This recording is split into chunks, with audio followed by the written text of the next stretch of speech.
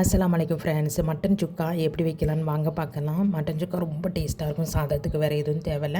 ஒரு குக்கரில் வந்து 10-15 சின்ன வெங்காயம் உரித்து வச்சுருக்கேன். அதை சேர்த்து நல்லா வதக்கிக்கலாம். 1 டீஸ்பூன் இஞ்சி வெள்ளைப்பூடு பேஸ்ட்டு சேர்த்து நல்லா மணவரது அளவுக்கு வதக்கின பிறகு பட்டை கிராம்பு ஏலக்காய் தூள் வந்து பொடி திரித்து வச்சுருக்கேன். அதையும் 1 டீஸ்பூன் சேர்த்து அதுக்கப்புறம் 3 தக்காளி பழம் நறுக்கி வச்சுருந்தேன். அதோட சேர்த்து நல்லா மசிஞ்சு வந்த பிறகு 2 டீஸ்பூன் மிளகாய்த்தூள், 1/2 டீஸ்பூன் மஞ்சள் அதோட சேர்த்து எண்ணெய் பிரித அளவுக்கு நல்லா வதக்கிக்கலாம். எண்ணெய் நல்லா பிரிஞ்சு வந்த பிறகு மட்டனை கழுவி வச்சுருக்கேன். அதில் சேர்த்து தனியாத்தூளையும் சேர்த்தாச்சு. தண்ணி எதுவும் ஊற்ற வேண்டாம். நல்லா அந்த எண்ணெயில் நல்லா வெந்து வரது அளவுக்கு நல்லா பிரிஞ்சு வரது அளவுக்கு நல்லா வதக்கின பிறகு நம்ம வந்து தண்ணியை சேர்த்துக்கலாம். குக்கரில் ஒரு 5-6 விசில் போட்டோம்னா சூப்பரான மட்டன் சுக்கா ரெடி. சாதத்துக்கு சூடான சாதத்துக்கு மட்டன் சுக்கா வச்சு சாப்பிட்றதுக்கு ரொம்ப டேஸ்ட்டாக இருக்கும் ஃப்ரெண்ட்ஸ். நீங்களும் ஒரு டைம் ட்ரை பண்ணி பாருங்கள். என் பசங்களுக்கு இப்படி வச்சு கொடுத்தா ரொம்ப பிரியப்பட்டு சாப்பிடுவாங்க. இந்த மினி விலாக் உங்களுக்கு பிடிச்சிருந்துச்சுன்னா லைக் பண்ணுங்கள் ஃப்ரெண்ட்ஸ். தேங்க்ஸ் ஃபார் வாட்சிங். ஓகே, பாய்.